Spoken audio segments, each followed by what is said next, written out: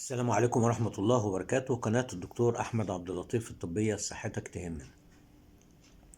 في الفيديو بتاع النهاردة هنتكلم عن اللثة وصحة اللثة والاهتمام بيها لتجنب الأمراض الخطيرة الناتجة عن إهمالها أو إهمال نظافتها والعادات الغير صحية اللي ممكن تكون سبب ليها. هنتكلم عن الأول شكل اللثة الصحية وإمتى تبقى مريضة. بعد كده هنتكلم عن الأسباب الشائعة لمشاكل اللثة اللي ممكن تؤدي إلى فقد الأسنان، ونتكلم عن الأعراض بتاعة أمراض اللثة، ومنها جزء هنتكلم فيه عن نزيف اللثة أسبابه وإزاي بنتعامل معاه وطريقة الوقاية منه ومتى نقوم بزيارة الطبيب والعلاج الطبي. كمان هنتكلم عن كيفية تقوية اللثة. يعني ايه كلمة تقوية اللثة؟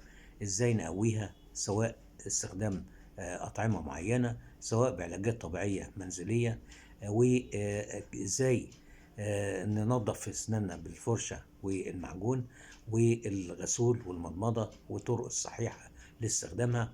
وطبيب الأسنان لما يجي يشوف ويكشف هيعمل ايه أو يفحص ازاي ويقول ويعمل ايه.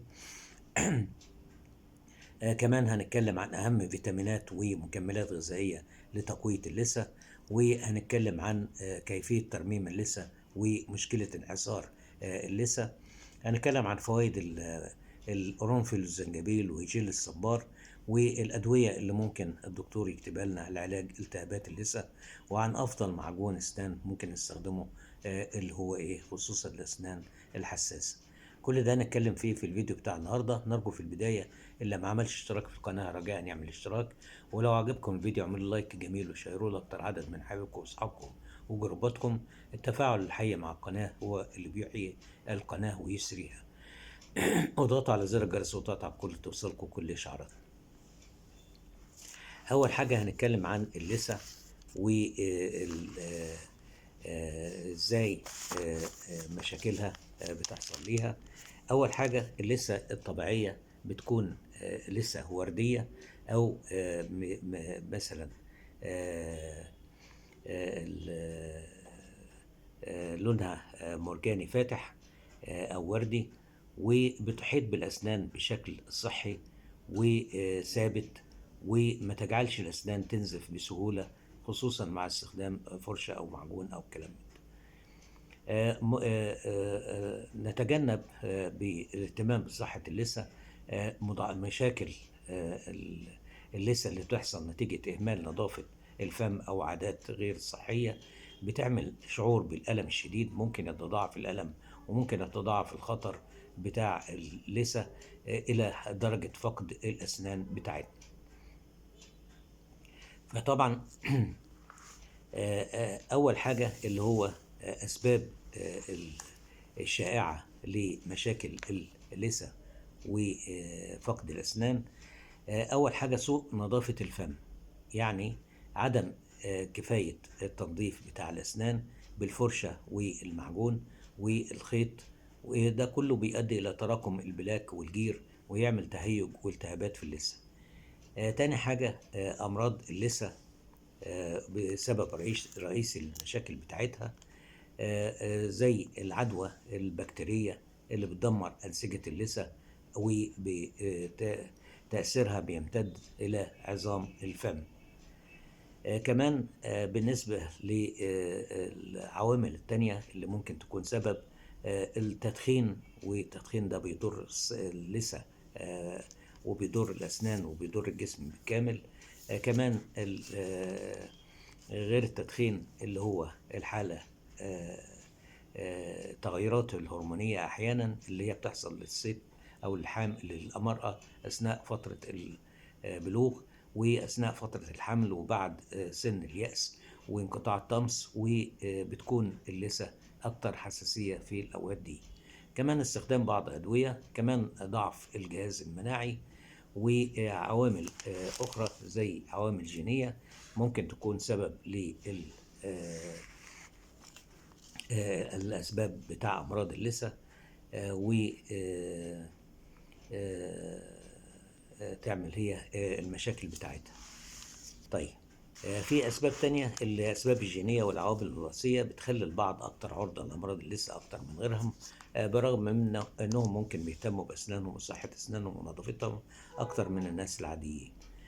كمان استخدام الفرشة وبطريقة غير صحية أو غير صحيحة، اللي هو الطريقة الصحيحة التفريش الخفيف، لكن هنا بيبقى تفريش شديد والمدة أكتر من دقيقتين، بتحلل أو بتخلي تآكل طبقة المينا وتضعف الأسنان وتعرضها للإصابة بأمراض التسوس بتاع الأسنان وأمراض اللثة. كمان الفرشة ما تكونش مناسبة للحجم بتاع الفم. والتدخين ومنتجات التبغ عموما بتبقى سلبية لصحة الجسم واللثة، بتعمل تصبغات كمان للثة والأسنان، وبتزود احتمالية الأعراض بتاع مرض سرطان الفم، لأنها بتضعف الجهاز المناعي للجسم. كمان من ضمن الأسباب المهمة جدا لمشاكل اللثة اللي هو صرير الأسنان، تضغط بجامد على أسنانك بقوة، تحك في أسنانك على طول، ده ممكن تعمل كسور صغيرة في الأسنان وشقوق وفجوات، فتبقى وسط مناسب لنمو البكتيريا وتجمعها، ويتسبب عديد من أمراض اللثة.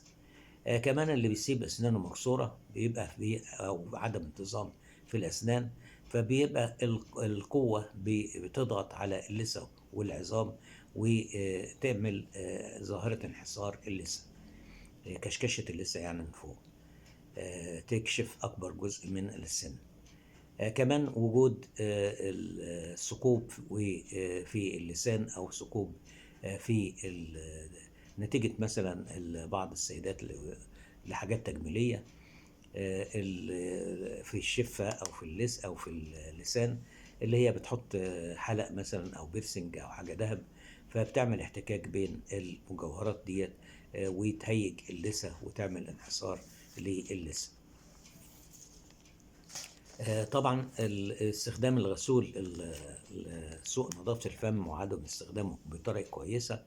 بالنسبة لغسول الأسنان، ده بيساعد على قتل البكتيريا ويقلل تراكم ترسبات الجير وانعاش النفس.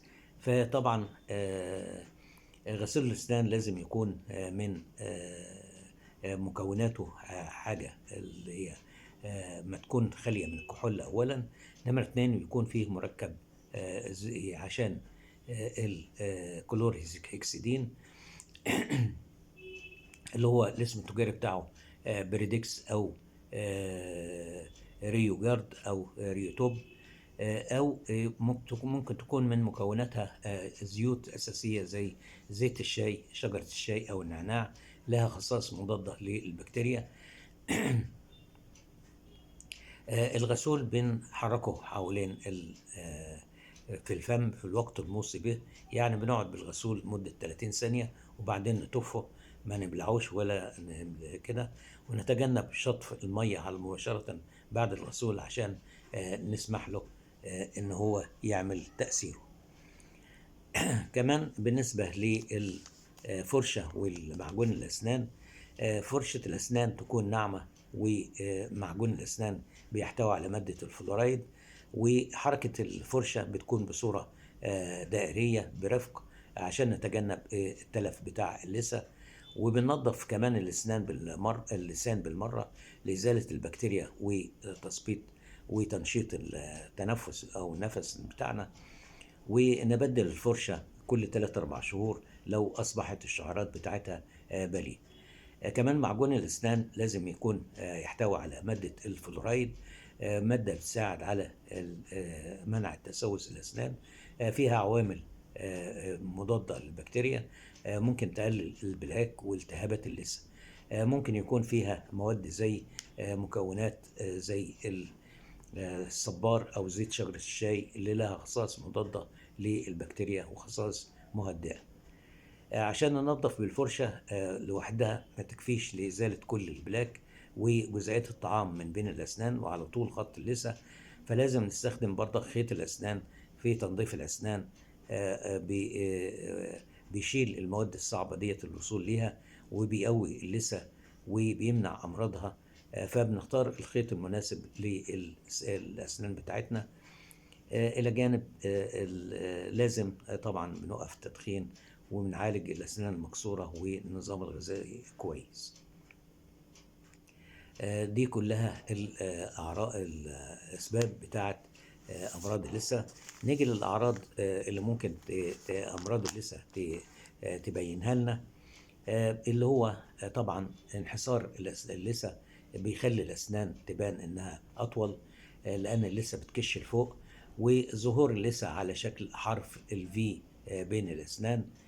كمان ممكن يحصل خلخلة للأسنان، ممكن يحصل خراج للأسنان، ممكن تبقى في حساسية للأسنان، ممكن تبقى تعطي ريحة للفم كريهة، ممكن يبقى فيه صعوبة في البلع وصعوبة في الكلام، ممكن التهاب اللثة وتبقى محمرية أو تغير اللون بتاعها وتنزف بسرعة أو تنزف بسهولة. ممكن يبقى فيه تقرحات في اللثة، ممكن النزيف بتاع اللثة اللي هنتكلم عليه بعد شوية، ممكن يبقى فيه إفرازات من اللثة زي الصديد، وممكن كمان زيادة خطر الإصابة بأمراض القلب وبنسبة 15% لما تبقى فيه أمراض اللثة كتيرة. تغير لون اللثة الأحمر إلى أي لون تاني، ويبقى سرعة أو سهولة النزيف عند تنظيفها، ده أهم حاجة بتعرفنا إن فيه مرض للثة بتاعتنا. أحيانا بتكون اللثة تبان إنها صحية بدون أي مشكلات، ما نعتمدش بس على الشكل الظاهري ما يعكسش الحالة الصحية للثة. لازم لأن معظم أعراضها ممكن ما يبقاش في البدايات لها ألم، ويصعب المريض اكتشاف الأمر، فلازم نعتني بشكل الأسنان وبصحة اللثة بتاعتنا. طيب، هنتكلم بقى عن نزيف اللثة الأول كده، وأسبابه وطرق علاجه. ممكن يكون نزيف اللثة نتيجة مرض في الفم، أو ممكن يكون نتيجة تكتلات الجير على الأسنان، وممكن يكون علاجه أو وجوده علامة على مرض خطير. فأسباب حدوث نزيف اللثة، السبب الرئيسي اللي هو تراكم البلاك زي ما قلنا أو الترسبات، ممكن تؤدي إلى التهابات اللثة. والتهابات اللثة اللي هي الترسبات ديت طبعا سهل العلاج بتاعها، ان احنا ممكن نشيلها قبل ما تتحول الى جير بمرور الوقت، وجير بيؤدي الى نزيف او الاصابه بحاله مرضيه واللي هي تضعف او تعمل التهاب لدواعم الاسنان. كمان في اسباب تانية لنزيف اللثه زي اضطرابات النزف الاخرى، زي مثلا تفريش الاسنان بقوه، زي التغيرات الهرمونيه اثناء الحمل، زي اطقم الاسنان السيئه او التركيبات اللي بتحط داخل الاسنان ما تكونش مظبوطه، زي تنظيف الاسنان بالخيط بطريقه سيئه، زي العدوى ممكن تكون في الاسنان او في اللثه، ممكن امراض خطيره زي سرطان الدم، ممكن نقص فيتامين ج، ممكن استخدام مخسرات الدم، ممكن كمان نقص فيتامين كاف. طيب، نزيف اللثة ده من المشاكل المشهورة اللي بتحصل لكتير من الناس. بنعمل ايه؟ نتعامل معاها ازاي؟ بعض الطرق اللي نستخدمها عشان نحافظ على نظافة الفم وتقليل حدة النزيف. اهم حاجة اللي هو زيارة طبيب الاسنان كل 6 شهور مرة على الاقل عشان يشيل الترسبات، ونتبع تعليمات طبيب الاسنان. كمان التنظيف بتاع الاسنان بلطف بالفرشة الناعمة بتاع الاسنان، الشعر بتاعها يكون ناعم 2 مرات في اليوم على الاقل، وبعدين نغسل اسناننا بعد كل وجبة لو امكن ذلك. كمان تنظيف الاسنان بالخيط 2 مرات في اليوم لمنع تراكم الترسبات. ممكن كمان نخبرك الطبيب يقول لك ازاي تنظف فمك بميه مملحه او بمحلول بيروكسيد الهيدروجين.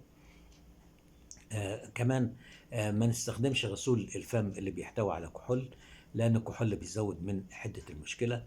وكمان ممكن يساعدنا اتباع نظام غذائي صحي، تناول وجبات خفيفة بين الوجبات ديت بنحاول إن احنا نمنعها، وبنقلل كمية السكريات والنشويات البسيطة اللي بنتناولها.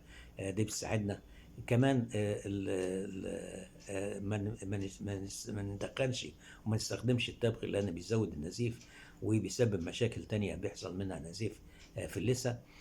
كمان نتحكم في النزيف عن طريق ان احنا نضغط على اللثه بحته قماشه او قطعه قطن او قطعه شاش مبلله بالميه متلجه. وكمان لو تم تشخيصنا ان احنا عندنا نقص فيتامين، نحاول ان احنا ناخد مكملات الفيتامين، ونتجنب اخذ الاسبرين الا اذا وصفه الطبيب. واستخدام جهاز الري الفم بدرجة مخفضة لتدليك اللثة، ونزور الطبيب إذا كان في تقويم أسنان أو في أجهزة موجودة. إذا حصل نزيف لازم نشوفها ويشوف هل هي سبب في الموضوع بتتسبب في تورمات في اللثة.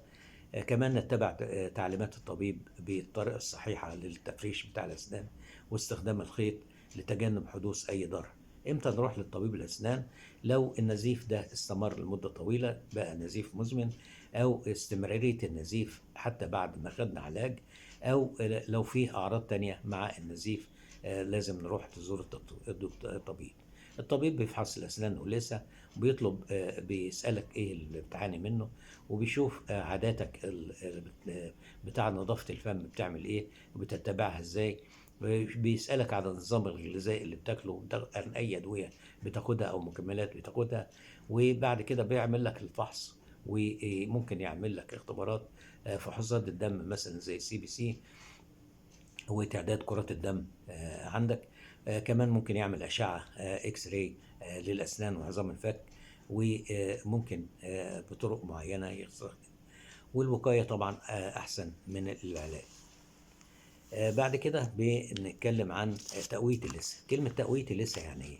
تقوية اللثة يعني نحسن صحتها العامة ومرونتها عشان تكون أقل عرضة للإصابة والعدوى والأمراض وفقد الأسنان، وعشان نضمن قدرتها على إنها تدعم الأسنان وتحافظ على مكانها وتمنعها من التراخي أو من السقوط.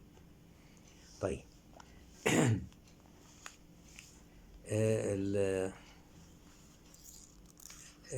طبعا فيه عندنا تقوية اللثة بنهتم بالتغذية الصحية اللي بتؤثر على صحة الفم والأسنان كتيرة، زي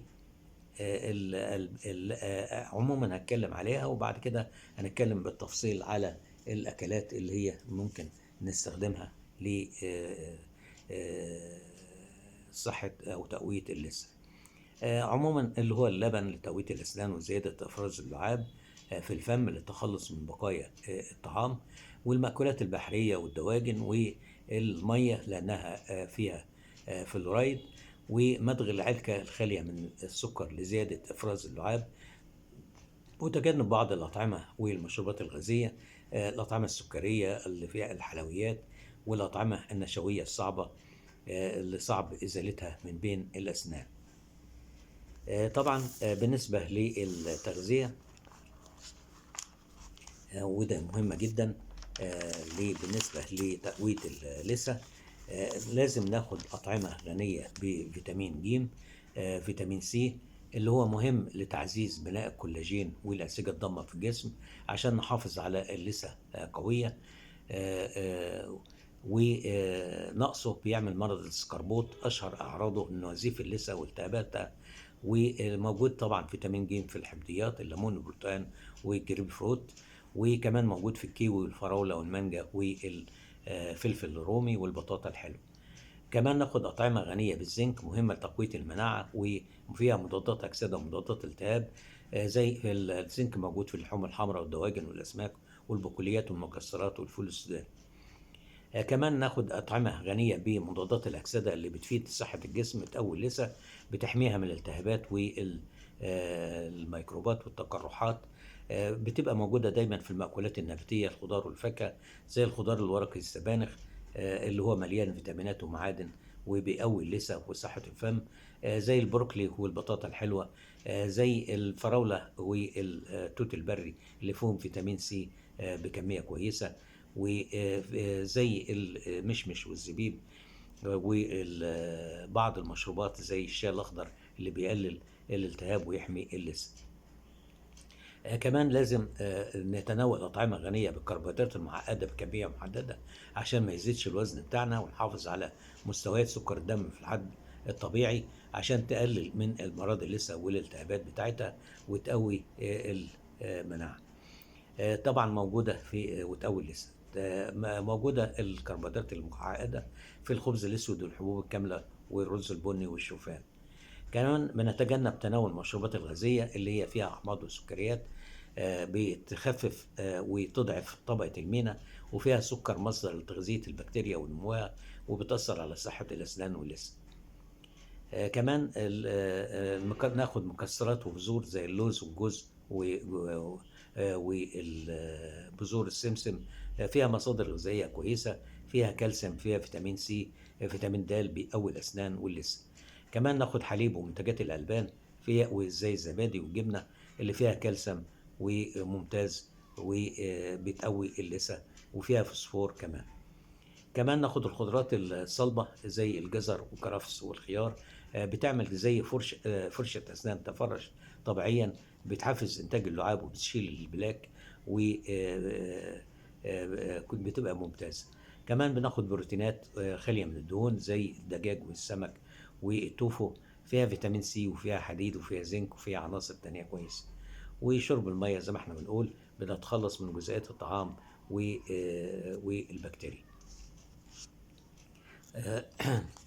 طيب، دي بالنسبة للأكلات اللي هي بنهتم بيها. بالنسبة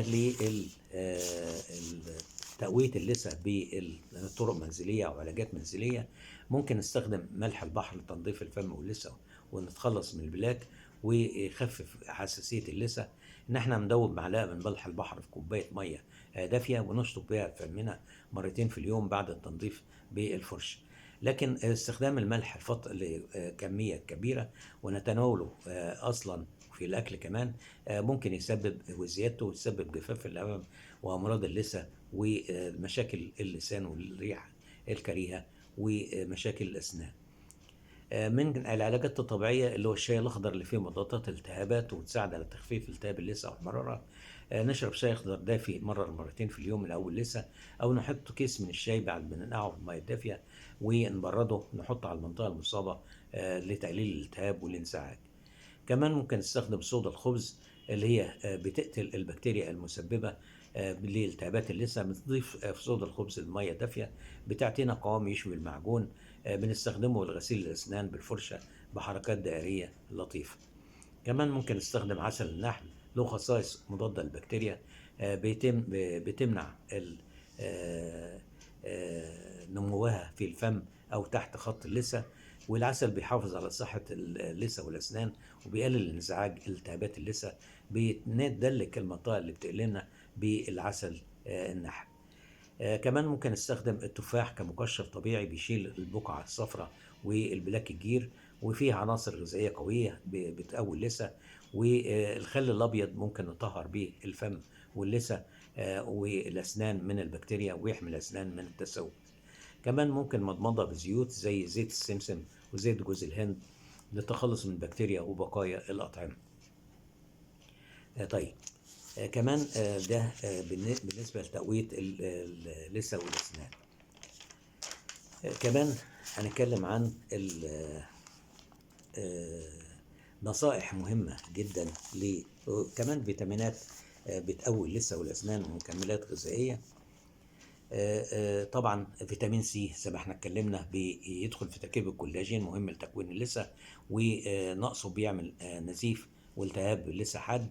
أحماض الأوميجا 3 الدهنية المضادات فيها المضادات الالتهابية والبكتيرية موجودة في الأسماك البحرية، التونة والسلمون والسردين والمكاريل، وموجودة في المكسرات والبذور، وبتقينا من الأمراض والعدوى بتاع الفم واللثة.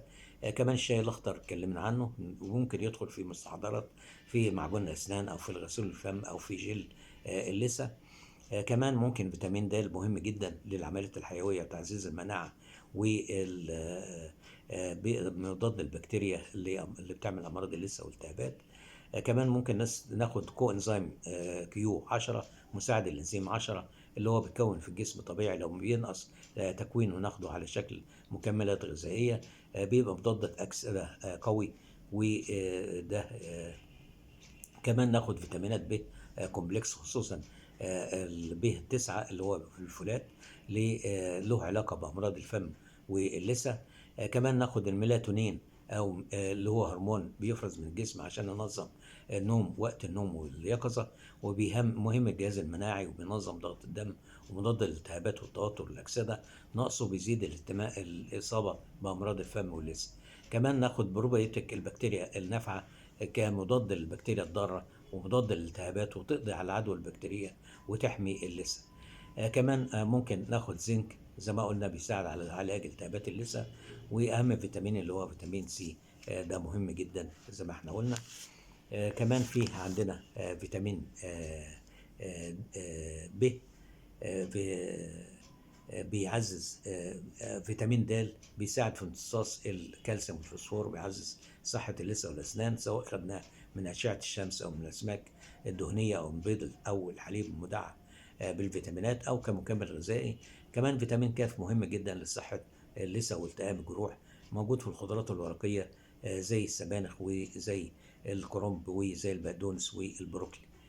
كمان فيتامين ه مضاد أكسدة كويس، وبيصلح الأنسجة بتاعة الفم، وبيساعد على صحة الفم واللثة بشكل عام. طب هل يا ترى اللثة بتعيد بناء نفسها؟ طبعا اللثة لو انحصرت ممكن ما ترجعش تاني لو تضررت، وبتخلي انحسار اللثة بتفقد ويعمل التهاب لدواعب السن. مفيش طبعا دواء لتقوية اللثة، لا فيه ممكن جل الصبار، له خصائص مضادة للالتهابات، بيقوي الكولاجين. بنطبق جل الصبار الطازة على خط اللثة ونستخدمه. كمان مضغ العلكة الناشفة نخليها صلبة ويزود اللعاب. وكمان لو سبب انحسار اللثة تراكم جير، يبقى إذن لو عشان بيرفع مستوى اللثة من الجذور، بيغطي جذور السن، بنشيل الجير والترسبات السطحية، ويعني نهيئ البيئة المناسبة لنمو اللثة بشكل صحي. القرنفل كويس جدا، بيخفف حدة التهابات اللثة وبيدي اللثة مصاب بالتهيج، وبيسكن آلام اللثة وبيحسن ويقوي الدورة الدموية. وفي اللثة بيعالج حاجة بنسميها السنخ الجاف، اللي هو السكت اللي الناشف اللي بعد ما نخلع الضرس بيبقى موجود، فبيعالجه كويس. بنعمل مضمضة له بمية نرشحها في برطمان ازاز معقم، ونضيف عليه زيت القرنفل ونرجه كويس ونتمضمض بيه. افضل معجون اسنان لالتهابات اللثه اللي هو بارودونتكس الاسنان الحساسه. والزنجبيل كويس كمان، بجذور الجنزبيل بنستخدمه مضاد للالتهابات، بيعزز صحه الاسنان واللثه. والادويه اللي ممكن الطبيب بتاع الاسنان بيستخدمها لعلاج اللثه التهابات اللثه، اللي هو زي الريتارين حقن، وزي الفورتينين حقن، وزي الندازول اقراص، وزي الهيماتين كريم 1% هيباتين. طبعا ده طبيب اللثة طبعا لما يروح له بيشوف، يفحص اللثة، بيقيس عمق جيوب اللثة، بيتحقق من علامات أمراض اللثة أو تسوس الأسنان، وبينظف تنظيف احترافي لإزالة البلاك والجير. نروح له على الأقل مرتين في السنة، وده بيبقى مهم جدا لينا. نرجو في النهاية يكون استفدتم من الفيديو بتاعنا. لو عجبكم الفيديو اعملوا لايك جميل، وشيروه لأكتر عدد من حبايبكم وأصحابكم وجروباتكم، وضغطوا على زر الجرس، وضغط على كل توصلكم كل إشعاراتنا. اللي ما اشتركش في القناة رجاء يعمل اشتراك. التفاعل الحقيقي مع القناة هو اللي بيسر القناة. نتمنى الصحة للجميع، وأي استفسارات أو أي مواضيع عاوزين اكتبوها في التعليقات، وإن شاء الله نقدمها لكم. والسلام عليكم ورحمة الله.